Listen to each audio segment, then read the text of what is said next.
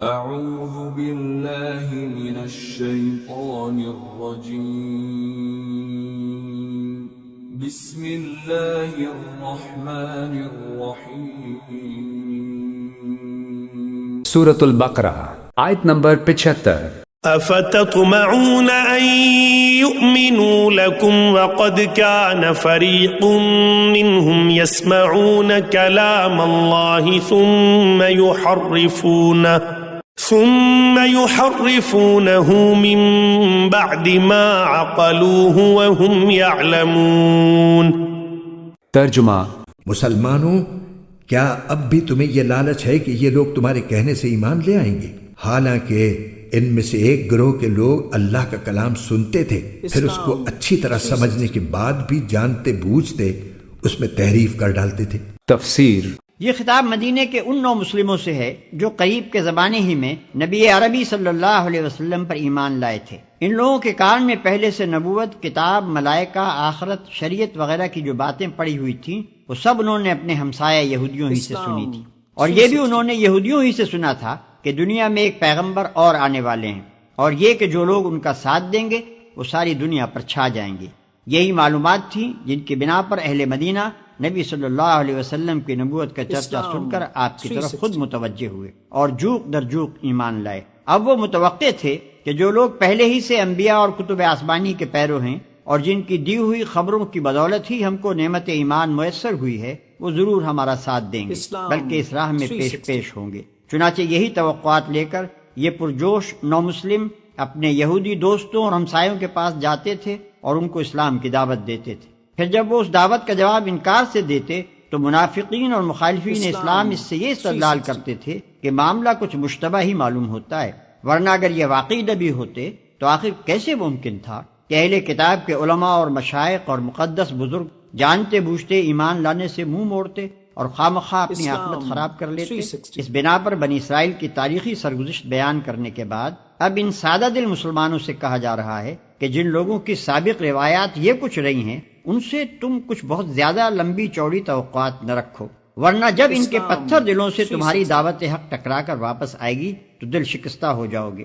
یہ لوگ تو صدیوں کے بگڑے ہوئے ہیں، اللہ کی جن آیات کو سن کر تم پر لرزہ طاری ہو جاتا ہے انہی سے کھیلتے اور تمسخر کرتے ان کی نسلیں بیت گئی ہیں۔ دین حق کو مست کر کے یہ اپنی خواہشات کے مطابق ڈھال چکے ہیں اور اسی مست شدہ دین سے یہ نجات کی امیدیں باندھے بیٹھے ہیں۔ ان سے یہ توقع رکھنا فضول ہے کہ حق کی آواز بلند ہوتے ہی یہ ہر طرف سے دوڑے چلے آئیں گے۔ پھر خوب سمجھ بوجھ کر دانستہ اس میں تحریف کی۔ ایک گروہ سے مراد ان کے علماء اور حاملین شریعت ہیں۔ کلام اللہ سے مراد تورات، زبور اور وہ دوسری کتابیں ہیں جو ان لوگوں کو ان کے انبیاء کے ذریعے سے پہنچیں۔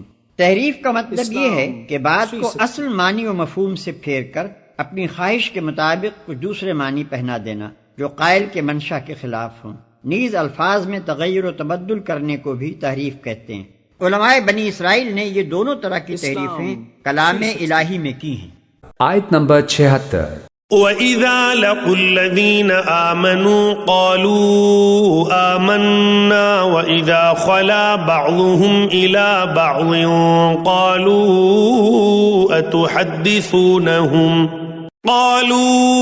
أَتُحَدِّثُونَهُمْ بِمَا فَتَحَ اللَّهُ عَلَيْكُمْ لِيُحَاجُّوكُمْ بِهِ عِندَ رَبِّكُمْ أَفَلَا تَعْقِلُونَ۔